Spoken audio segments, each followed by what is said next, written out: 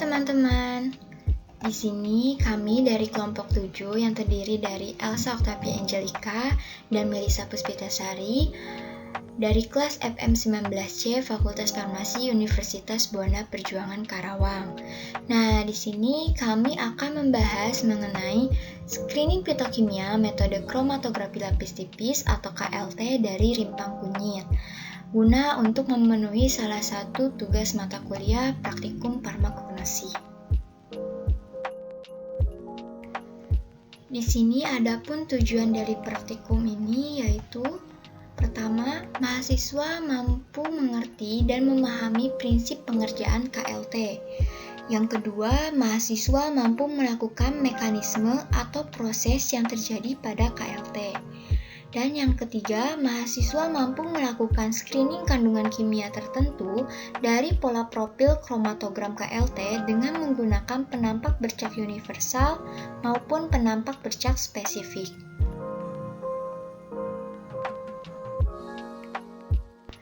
Di sini adapun mekanisme atau proses yang terjadi pada KLT yaitu pemisahan campuran dalam jumlah mikrogram dengan menggerakkan pelarut melalui permukaan datar. Komponen bermigrasi dengan kecepatan berbeda karena perbedaan kelarutan, adsorpsi, ukuran, dan muatan sampai elusi dihentikan sewaktu sebelum fase gerak berlawanan dari permukaan dan komponen dianalisis.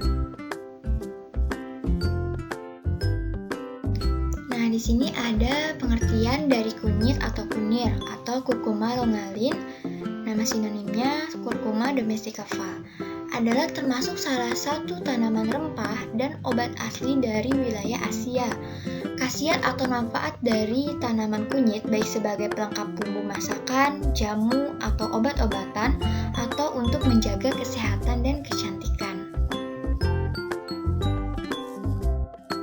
Prosedur kerja yang akan dibahas pada video ini yaitu dimulai dari penyiapan ekstrak, penyiapan larutan uji, kromatografi lapis tipis, screening fitokimia dengan penampak bercak universal dan spesifik pada pola profil kromatogram KLT, dan yang terakhir ada screening fitokimia rimpang kunyit dengan metode KLT. Di sini ada penyiapan ekstrak.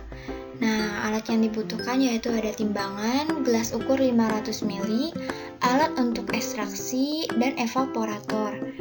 Bahan yang dibutuhkan yaitu ada simplisia 100 gram dan etanol 500 ml. Nah, prosedur kerjanya yaitu pertama 100 gram simplisia diekstraksi dengan 500 ml etanol selama 1 hari. Nah, lakukan ekstraksi ini hingga tidak ada lagi yang dapat ditarik oleh pelarutnya, sehingga menghasilkan ekstrak cair. Kemudian, ekstrak cair dipekatkan dengan menggunakan evaporator, sehingga menghasilkan ekstrak kental. Kemudian, ekstrak kental ditimbang dan dilakukan analisis berikutnya. Selanjutnya ada penyiapan larutan uji.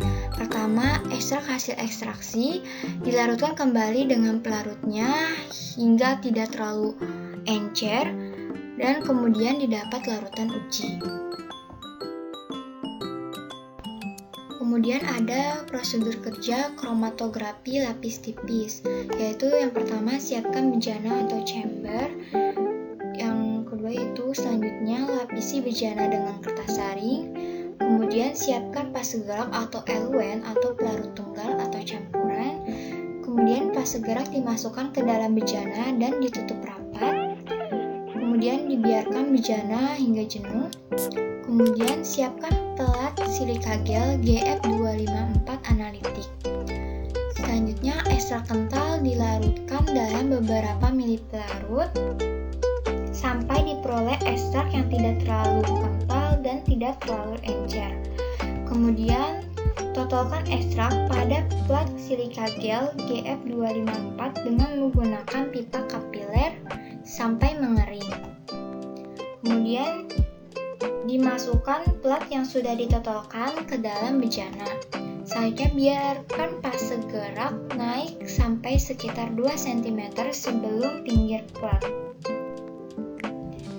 Selanjutnya angkat plat, biarkan plat mengering.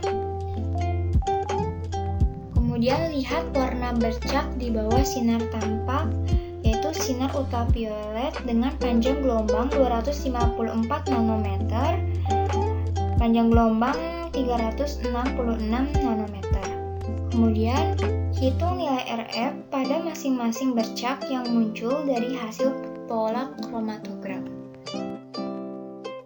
Di sini ada screening fitokimia dengan penampak bercak universal dan spesifik pada pola profil kromatogram KLT. Nah, di sini pada kromatogram yang telah didapat dan telah dilihat warna bercak di bawah sinar tampak, sinar ultraviolet dengan panjang gelombang 254 nanometer dan panjang gelombang 366 nanometer. Nah, lakukan screening fitokimia kandungan golongan metabolit sekunder dengan penampak bercak universal asam sulfat 10% dalam metanol. Kemudian dipanaskan di atas hot plate. Kemudian apabila positif, ada metabolit sekunder akan muncul bercak pada plat KLT tanpa perlu diamati di bawah lampu UV. Selanjutnya di sini ada screening fitokimia dengan penampak bercak universal dan spesifik pada pola profil kromatogram KLT.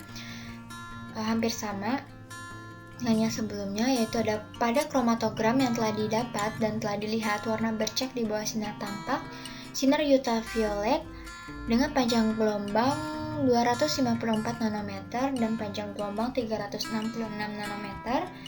Kemudian dilakukan screening fitokimia kandungan golongan metabolit sekunder dengan penampak bercak spesifik sitroborat. Kemudian dipanaskan di atas hot plate, kemudian diamati di bawah cahaya lampu ultraviolet dengan panjang gelombang 366 nanometer. Positif bercak berwarna biru yang berfluoresensi. Selanjutnya ada screening fitokimia rimpang kunyit metode KLT. Nah, di sini pemeriksaan adanya kurkumin, yaitu yang pertama menetapkan perasan dan ekstrak etanol 70% rimpang kunyit dengan fase diam silikazel. Kemudian dielusi menggunakan fase gerak kloroform banding metanol atau 9,5 banding 0,5. Kemudian diamati secara visual pada cahaya tampak ultraviolet 254 nanometer dan 366 nanometer. Nah, pada uji profil kromatografi lapis tipis, ekstrak etanol 70% dan perasan rimpang kunyit atau kurkumalongalin positif memiliki senyawa kurkumin. Positif kurkumin ditandai dengan adanya bercak secara visual ultraviolet 254 nanometer berwarna kuning dan pada UV 366 nanometer berwarna hijau dan memiliki RF1 sebesar 0,375 yang merupakan bisdemotoksikurkumin dan RF2 sebesar 0,562 yang merupakan demetoksikurkumin dan RF3 sebesar 0,812 yang merupakan kurkuminoid. Sekian pembahasan dari video ini. Mohon maaf apabila masih banyak kekurangan. Semoga ilmunya dapat bermanfaat bagi teman-teman semua. Terima kasih.